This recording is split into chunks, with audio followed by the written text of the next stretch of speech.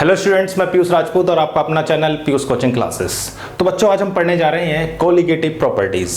तो बच्चों, हमने अपनी लास्ट क्लास में देखा था कि अगर हम किसी भी नॉन वोलेटाइल सॉल्यूट को किसी प्योर सॉल्वेंट में अगर हम ऐड करते थे तो बच्चों उसका वेपर प्रेशर जो होता था वो कम हो जाता था।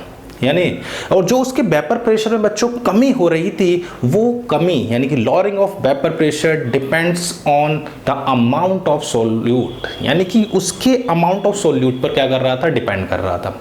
एग्जाम्पल के तौर पर बच्चों, अगर मैं 1 मोल ग्लूकोज या 1 मोल सुक्रोज या 1 मोल यूरिया को बच्चों 1 किलोग्राम वाटर में मिलाऊं तो उनके जो भी वेपर प्रेशर में कमी होगी वो सेम होगी at a particular temperature.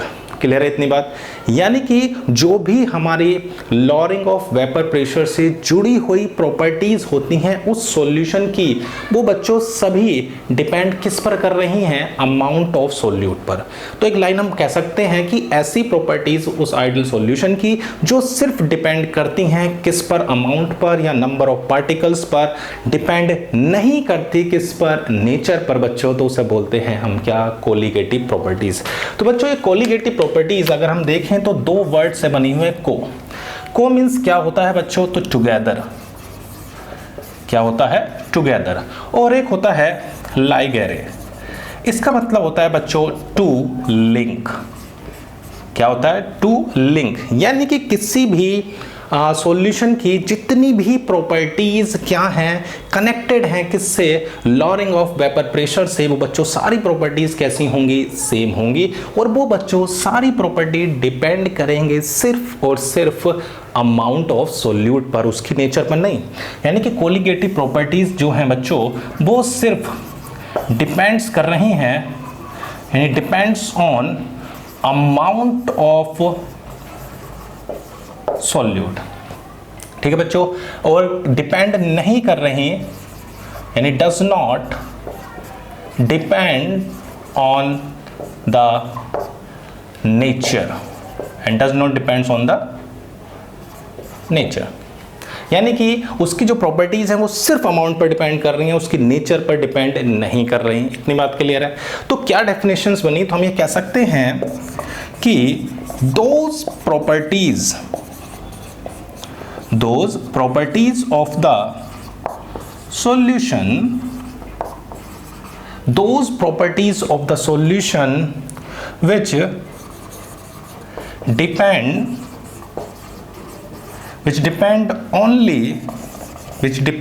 only on the particles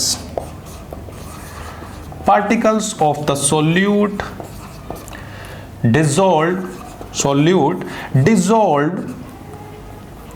dissolved in definite amount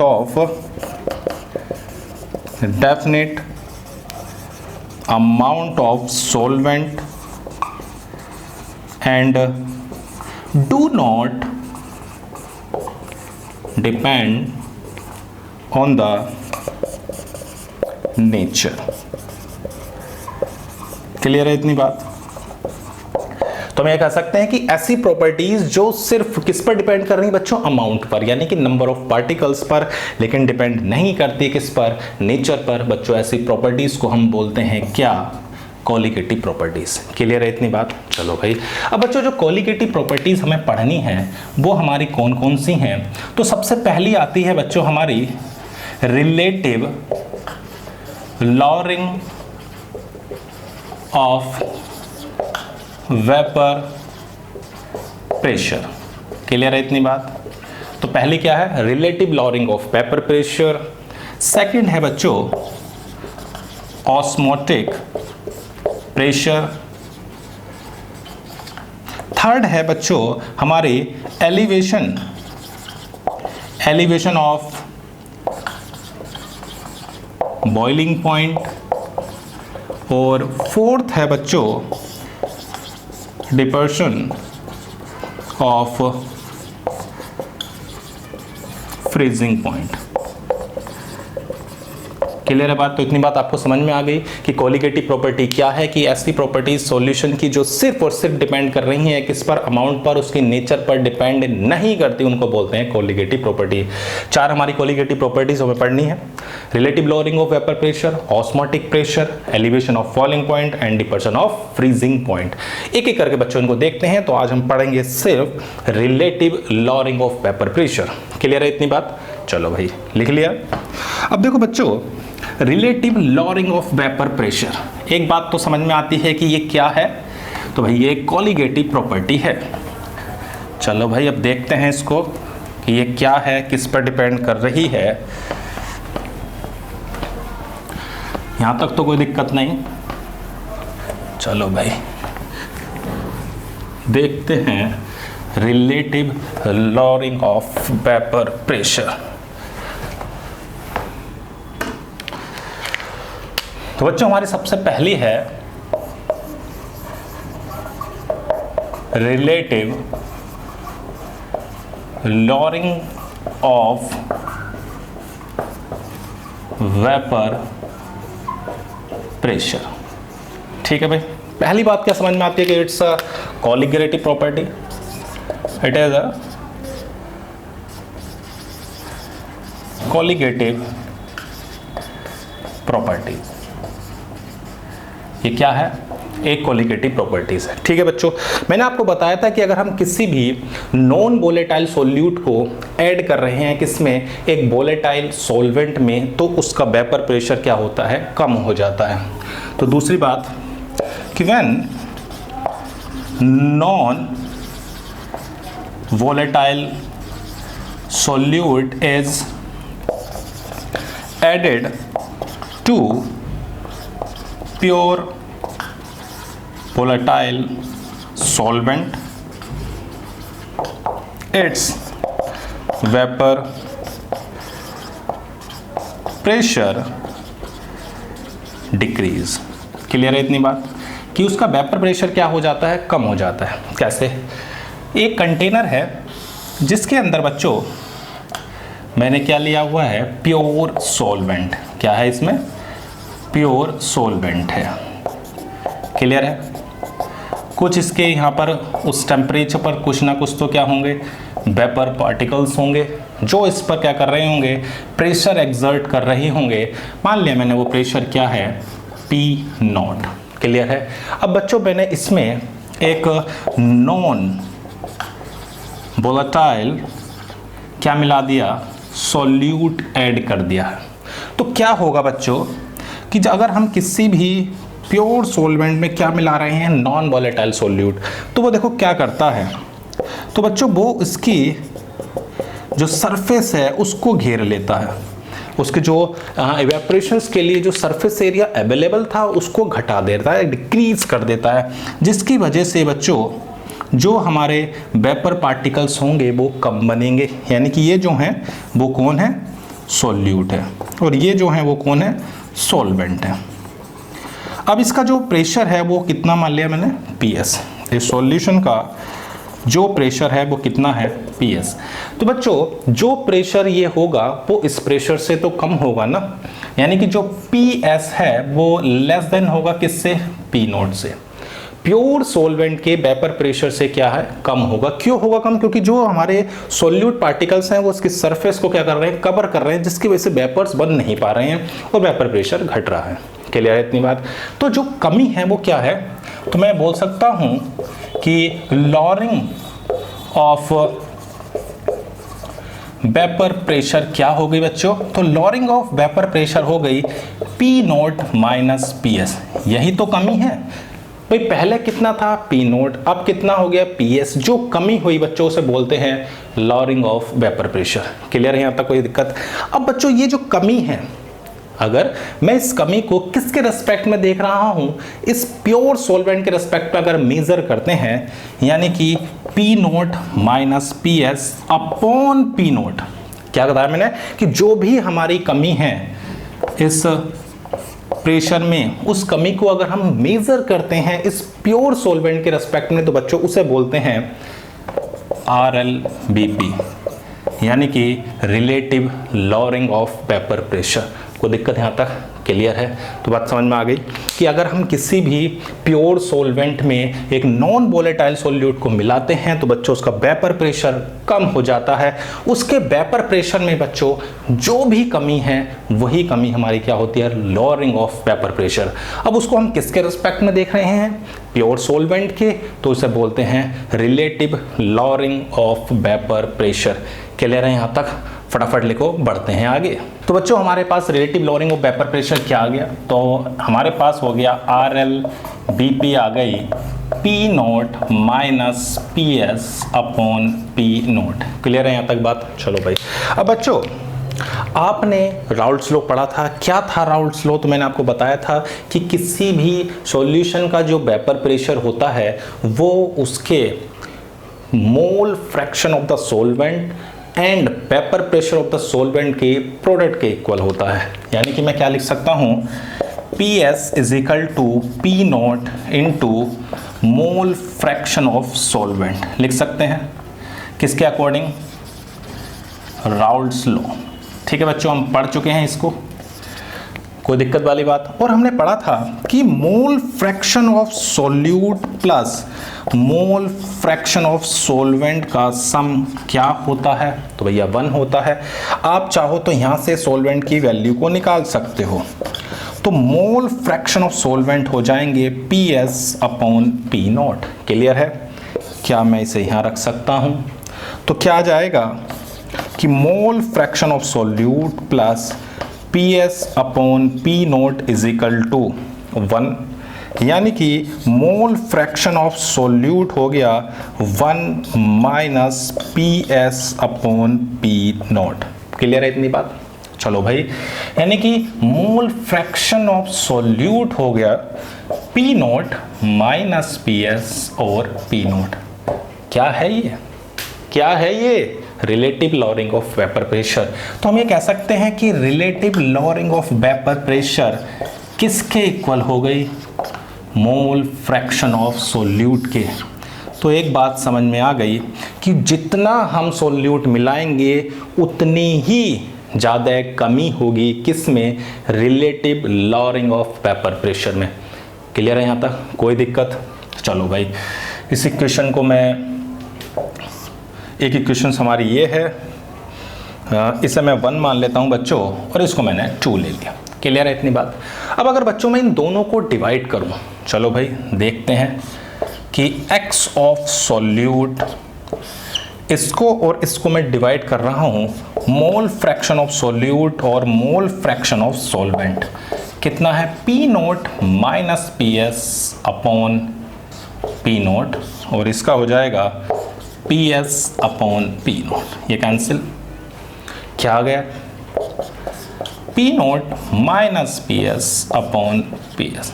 clear है इतनी बात? चलो भाई, मोल फ्रैक्शन ऑफ सॉल्यूट। अब देखो बच्चों, मैं N1 जो है वो number of moles of solvent ले रहा हूं, N2 number of moles of solute ले रहा हूं, W1 मास ऑफ सॉल्वेंट ले रहा हूं और W2 मास ऑफ सॉल्यूट ले रहा हूं। क्लियर है? अब देखो, मोल फ्रैक्शन ऑफ सॉल्यूट को मैं क्या लिख सकता हूं? N2 over N1 plus N2। यही तो होता है भाई, mole of solute upon total mole, mole of solvent upon total mole is equal to P0 minus PS upon PS। तो ये तो कैंसिल हो गया। तो क्या आ गया? तो हमारे पास आ गया P0 minus PS upon PS is equal to N2 over N1। कोई दिक्कत वाली बात? तो दो बातें हमारी समझ में आ गई कि एक P0 minus PS upon P0 कितना आ गया था? मोल फ्रैक्शन ऑफ सॉल्यूट, और एक हमारा आ गया P0 minus PS is equal to N2 over N1। Clear है इतनी बात? कोई दिक्कत? तो इतना समझ में आ गई। फटाफट लिखो, बढ़ते हैं फिर आगे। अब देखो बच्चों, इस एक्सप्रेशन को देखो, कौन से वाले को? जो हमारा ये एक्सप्रेशन है, इस एक्सप्रेशन को देखते हैं। चलो भाई, तो हमारे पास बच्चों ये दिया हुआ है P nought minus P S upon P note. Clear है? मोल फ्रैक्शन ऑफ सोल्यूट क्या होता है? Mole of solute upon mole of solute हमारे कितने हैं? N2 और N1 प्लस N2। बच्चों जो इस फॉर्मूले का हम यूज़ करते हैं तो इस फॉर्मूले में काफ़ी कैलकुलेशन में दिक्कत होती है। कभी कभी क्या होता है, अगर कहीं तुमसे कहे कि जो सॉल्यूशन है वो क्या है, वेरी डाइल्यूट है, वेरी डाइल्यूट सॉल्यूशन है, तो उस केस में बच्चों जो ये आपको दिखाई दे रहा है N1 प्लस N2, इसको हम N1 मान लेते हैं। बहुत डाइल्यूट सॉल्यूशन है तो number of moles of solvent बहुत ज़्यादा होंगे किसके कंपेयर में? सोल्यूट के। तो हम इसे नेगलेक्ट कर देते हैं। तो P nought minus P S upon P note हमारा हो जाएगा N2 ओवर N1। ठीक है बच्चों, ये सिर्फ आप तभी लगाओगे जब हमारा वेरी डाइल्यूट सॉल्यूशन है। इसीलिए हम कोशिश करते हैं कि इस फॉर्मूले को लगाएं, क्योंकि बच्चों देखो इसमें कैलकुलेशन में कोई प्रॉब्लम ही नहीं है। क्लियर है इतनी बात? कोई दिक्कत तो नहीं? चलो भाई लिख लिया इसे, फटाफट लिखो। चलो भाई अब देखो बच्चों, ये जो हमारा फॉर्मूला आया था इस फॉर्मूले पे एक बार नज़र डालते हैं। चलो भाई इस फॉर्मूले को भी देख लेते हैं क्या कहता है। तो बच्चों P nought minus P S upon P S is equal to N2 over N1। चलो भाई तो P nought minus P S upon P S. N2 क्या है बच्चों ये बताओ? N2 जो है वो मोल्स ऑफ सोल्यूट है, तो मोल्स ऑफ सोल्यूट, कोई दिक्कत तो नहीं? चलो N1 क्या है? Moles of solvent. तो मैं कैसा लिख सकता हूं? ऐसा लिख सकता हूं क्या कि mass of solvent upon molar mass of solvent लिख सकता हूं ऐसे। भाई मास ऑफ द सोलवेंट वो मास ऑफ द वो मास of the solvent upon molar mass of the solvent लिख सकते हैं। भाई मोल होते क्या है? मोल क्या होते हैं? Mass upon molar mass. चलो भाई ये चीज कहां चली जाएगी? ऊपर। तो कुछ ऐसे हो जाएगा बच्चों, moles of solute into molar mass of solvent. हाँ या ना? भाई ये चीज ऊपर चली गई और नीचे क्या मिला? Mass of solvent. क्लियर है? ये किस में होगा? ये ग्राम में होगा। ग्राम में है तो मैं क्या कर रहा हूं, इसमें मैं 1000 से मैंने मल्टीप्लाई कर दी और 1000 से डिवाइड कर दी। क्लियर है? क्यों करी अभी बता रहा हूं। अब याद करो आप फॉर्मूला मोलैलिटी का। किसका? मोलैलिटी। चलो भाई याद दिला देता हूं मैं। तो मोलैलिटी क्या होती थी? Number of moles of solute upon mass of solvent. अगर ये ग्राम में होता था तो ऊपर होता था 1000। ये तो होता था कि number of moles of solute upon mass of solvent in gram into 1000। ये हमारे पास होता था। अब देखो क्या आपको बच्चों इस फॉर्मूले में ये चीज़ नज़र आ रही है? तो देखो ध्यान से, मोल्स ऑफ सोल्यूट हैं, चलो भाई, और मास ऑफ द सोलवेंट भी है और 1000 भी है, यानी कि इतनी जगह पर ये जो चीज़ है इसकी जगह बच्चों मैं क्या लिख सकता हूं? तो मैं इसकी जगह लिख सकता हूं किसको बच्चों? मोलैलिटी को। किसको? मोलैलिटी को लिख सकता हूं। चलो भाई लिख देते हैं। तो हमारे पास आ जाएगा P nought minus P S upon P S is equal to molality. क्या आ गई? मोलैलिटी। ये इतना पार्ट मोलैलिटी का हो गया और बचा क्या ऊपर? Molar mass of solvent upon 1000। एक फॉर्मूला ये बन गया। अगर बच्चों आपको मोलैलिटी दी हो तो आप इस फॉर्मूले का भी यूज़ कर सकते हैं। तो इतनी बात क्लियर हो गई। तो मैंने क्या बताया अब तक तुम्हें कि कोलिगेटिव प्रॉपर्टीज़ वो प्रॉपर्टीज़ होती हैं सॉल्यूशन की जो सिर्फ डिपेंड करती हैं अमाउंट पर, यानी कि number of particle of solute पर, डिपेंड नहीं करती नेचर पर। क्लियर इतनी बात। फिर मैंने आपको बताया कि अगर हम किसी भी वोलेटाइल सॉल्वेंट में एक नॉन वोलेटाइल सॉल्यूट को मिलाते हैं तो उसके वेपर प्रेशर में कमी होती है। तो जो भी वेपर प्रेशर में कमी हो रही है वो सिर्फ डिपेंड करती है किस पर कि आपने कितना उसमें सॉल्यूट मिलाया है। तो मैंने आपको ड्राइव करा के दिखाया कि P nought minus P S upon P nought कितना आया था, relative lowering of vapour pressure, जो किसके इक्वल आई बच्चों, मोल फ्रैक्शन ऑफ सॉल्यूट के। क्लियर है इतनी बात, कोई दिक्कत तो नहीं यहाँ तक। फिर मैंने आपको ये रिलेट कराया किससे, मोलैलिटी से, किसको, P nought minus P S upon P S को। क्लियर इतनी बात, फटाफट इसको लिखो। अब देखते हैं बच्चों की एक्सपेरिमेंटल हम किस तरह से मेजरमेंट कर सकते हैं। कि अब मेजरमेंट देखते हैं, हटाओ इसको। तो बच्चों अब हमारे पास आता है measurement of relative lowering of vapour pressure. चलो भाई अब इसको भी देख लेते हैं।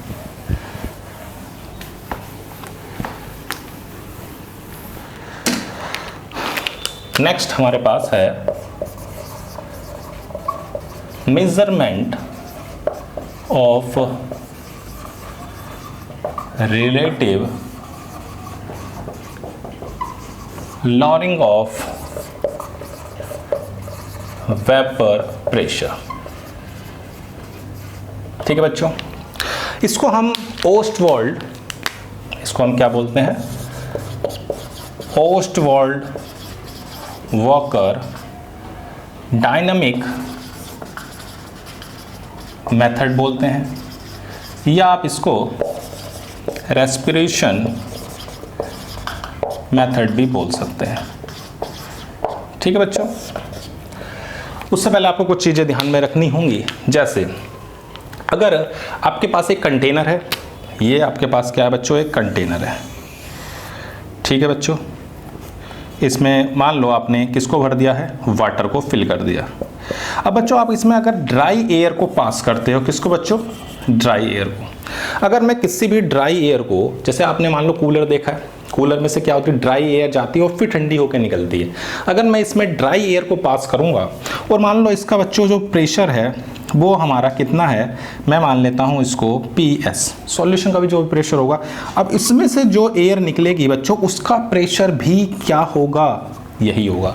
तो आपको एक चीज़ दिमाग में रखनी है कि कोई भी एयर अगर वाटर से पास हो रही है तो उसका जो पास होने के बाद वेपर प्रेशर होगा तो वही होगा जो इस वाटर का यानी कि इस कंटेनर का होगा। दिमाग में ये बात ध्यान रखनी है। ठीक है बच्चों, अब देखो यहाँ से जब एयर गई तो वो वाटर को लेके गई या छोड़ के गई, तो भैया लेके गई। तो जो भी इसका वेट लॉस होगा, जो इसका वेट लॉस होगा वो प्रोपोर्शनल होगा किसके, इस वेपर प्रेशर के। क्लियर है इतनी बात। चलो भाई और देखते हैं। अब एक कंटेनर लिया, ठीक है, इसमें अपना वाटर था, इसका प्रेशर मैंने मान लिया PA, और जो यहाँ से आ रही है उसका प्रेशर मान लिया PB, जो भी एयर आ रही है। अब मैं मान के चल रहा हूँ कि जो आने वाली है उसका प्रेशर कम है इस वाटर से। तो सिंपल सी बात है, पास होने के बाद भी उसका प्रेशर वही हो जाएगा जो इस कंटेनर का। मैंने बताया कि आपको दिमाग में ये रखना है कि जो भी प्रेशर होगा वो प्रेशर उतना ही होगा जितना इस वाटर यानी इस कंटेनर का है। तो अब देखो प्रेशर क्या था, कम, अब प्रेशर गया बढ़, तो वो वेपर्स को लेके गई, तो भी वेट, जो भी वेट लॉस हुआ वो प्रोपोर्शनल होगा इन प्रेशर डिफरेंस के। अब बच्चों ऐसा भी तो हो सकता है कि जो प्रेशर है वो प्रेशर आने वाले का ज़्यादा हो, पॉसिबल है कि जो यहाँ से आ रही है एयर उसका प्रेशर जो PB है वो इसके प्रेशर से क्या हो, ज़्यादा हो। तो जाने वाले का तो वही होगा, लेकिन इस बार वेट गेन हो जाएगा। क्या हो जाएगा बच्चों, weight gain is proportional to इन दोनों का जो डिफरेंस होगा। तो इतनी बात आपको समझ में आ गई कि अगर हम ड्राई एयर को पास करते हैं तो वो उस वेपर्स को लेकर जा रही है तो उसका वेपर प्रेशर वही होगा जो इस कंटेनर का है। क्लियर इतनी बात। या फिर अगर आप इसको किसी डिहाइड्रेटिंग एजेंट, इसके अंदर क्या भर देते हैं बच्चों, तो इसके अंदर हम भर देते हैं डिहाइड्रेटिंग एजेंट। अगर मैं इसके अंदर से एयर को भेजूं तो वो क्या करेंगे बच्चों, इसके वेपर्स को पूरे को एब्जॉर्ब कर लेंगे और यहाँ से क्या मिलेगी, सिर्फ ड्राई एयर।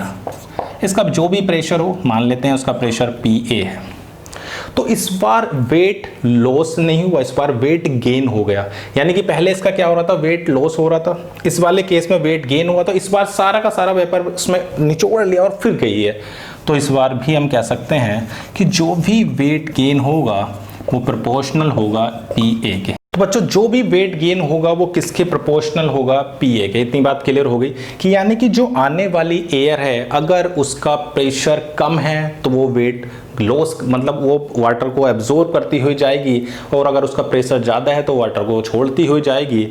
यानी कि अगर आने वाले का प्रेशर कम है तो यहाँ पर लॉस हो रहा है और आने वाले का प्रेशर ज़्यादा है तो गेन हो रहा है। इतनी बात क्लियर है, ये चीज़ आपको दिमाग में रखनी है। आप देखते हैं बच्चों हम ओस्टवाल्ड वाकर मेथड से हम किस तरह से relative lowering of vapour pressure को मेजर करते हैं। चलो भाई, कोई दिक्कत तो नहीं यहाँ तक, ठीक है, बस बहुत आसान सा टॉपिक है, कोई दिक्कत वाली बात नहीं है। बस आपको दिमाग में ये रखना है कि आने वाले का प्रेशर कम है या ज़्यादा है। चलो भाई, 2 बल्ब मैंने बच्चों ले लिए हैं। एक में मैंने बच्चों किसको फिल कर दिया है, सॉल्यूशन को, और दूसरे में बच्चों मैंने ले लिया है सॉल्वेंट। ये क्या है, सॉल्वेंट। यहां से क्या आ रही है, तो ड्राई एयर आ रही है, और यहां से जो भी एयर थी उसको इस सॉल्वेंट में पास कराया, और यहां से निकलने वाली एयर थी। क्लियर है इतनी बात। अब देखो बच्चों, जो एयर आई उसने यहां पर जो वेट लॉस होगा, यानी कि वेट लॉस जो है वो उसे मैं W1 मान रहा हूं, वो प्रोपोर्शनल होगा किसके बच्चों, इसके सॉल्यूशन के प्रेशर के, और इस सॉल्यूशन का जो वेपर प्रेशर है मैंने उसको लिया हुआ है PS, और जो इसका वेपर प्रेशर है बच्चों वो लिया हुआ है P0। अब वो एयर यहाँ आई, सिंपल सी बात है, सॉल्यूशन का वेपर प्रेशर प्योर सॉल्वेंट से कम होता है, इस बार भी वेट लॉस होगा, उसे मैंने मान लिया W2, लेकिन वो प्रोपोर्शनल होगा P0 माइनस PS के, इन दोनों के डिफरेंस के। क्लियर है इतनी बात, कोई दिक्कत तो नहीं। चलो भाई, अब अगर हमें पता है कि W1 जो है वो PS है, W2 क्या, P0 माइनस PS है। अगर मैं रेशियो निकालूं किसका, P0 minus PS upon P0 का, तो कितना आएगा, P0 माइनस PS क्या है, W2। अगर आप इन दोनों को जोड़ दोगे तो W1 ये तो कट जाएगा, तो क्या आ जाएगा, W1 प्लस W2। क्लियर है इतनी बात, कोई दिक्कत तो नहीं। तो हम क्या कर सकते हैं, इससे relative lowering of vapour pressure को निकाल सकते हैं अगर हमारे पास W1 और W2 है। क्लियर है इतनी बात, कोई दिक्कत तो नहीं। तो बच्चों हमने क्या क्या देख लिया, हमने देखा कोलिगेटिव प्रॉपर्टीज, हमने देखी relative lowering of vapour pressure, और फिर देखा कि किस तरह से हम उसका मेजरमेंट कर पा रहे हैं, किससे, ओस्टवाल्ड वाकर डायनेमिक मेथड से। क्लियर है यहाँ तक, फटाफट इसको लिखो, अब देखते हैं कुछ क्वेश्चन। तो देखो फर्स्ट क्वेश्चन क्या है बच्चों, the vapour pressure of the pure benzene at a certain temperature is 0.850 bar. यानी vapour pressure of pure benzene, यानी कि प्योर सॉल्वेंट के प्रेशर को बच्चों हम P0 से लिखते थे, तो P0 कितना हो गया, 0.850 बार। क्लियर है। A non volatile non electrolyte solid weight 0.5 gram, यानी कि वेट ऑफ सोल्यूट जिसे मैंने अभी थोड़ी देर पहले रिप्रेजेंट करा था W2 से 0.5 ग्राम, और वेट ऑफ सॉल्वेंट है 39 ग्राम। The vapour pressure of the solution then is, vapour pressure of the solution आपके पास है 0.845 bar. What is the molar mass of the solid. ठीक है बच्चों, अब देखो molar mass of the solvent की बात करें तो बेंजीन होती है C6H6, तो ये हो जाएगा 72 प्लस 6 यानी कि 78। हमसे पूछा है सिर्फ M2, फॉर्मूला था P0 minus PS upon P0, ये था। तो P0 minus PS upon P0 is equal to क्या था बच्चों, तो याद करो हमारा था मोल फ्रैक्शन ऑफ सोल्यूट। क्या था, मोल फ्रैक्शन ऑफ सोल्यूट, यानी कि N2 upon N1 plus N2 था। अब देखो बच्चों, इसका अगर आप देखो तो मास बहुत ही कम है, तो मैं इसको अप्रॉक्सीमेट N2 ओवर N1 भी लिख सकता हूं। अब देखो P0 कितना है, तो 0.850 P0 ये हमें दिया ही हुआ है, 0.850। N2 के लिए हमारे पास M2 नहीं है लेकिन ये है, तो 0.5 upon M2।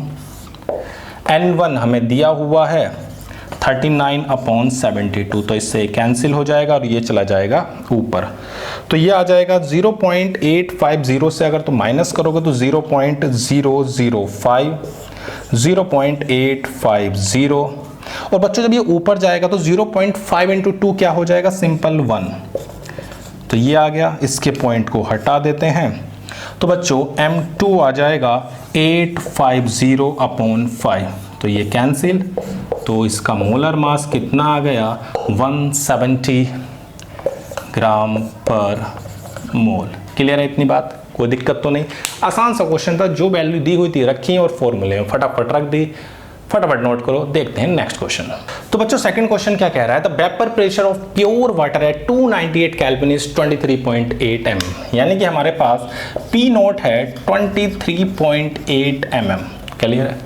50 gram of urea, चलो भाई वेट ऑफ सोल्यूट है 50 ग्राम, और इसका जो मोलर मास होता है बच्चों वो होता है 60, एंड डिजोल्व किस में कर रहे हैं, 850 ग्राम ऑफ वाटर में, यानी कि W1 है 850 और इसका मोलर मास होता है 18।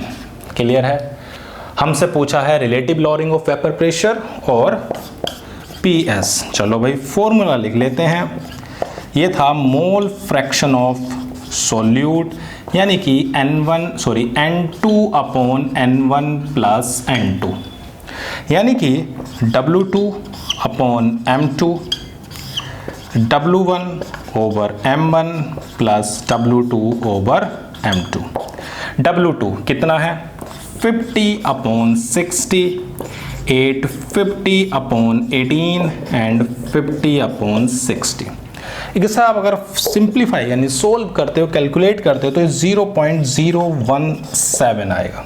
क्लियर है।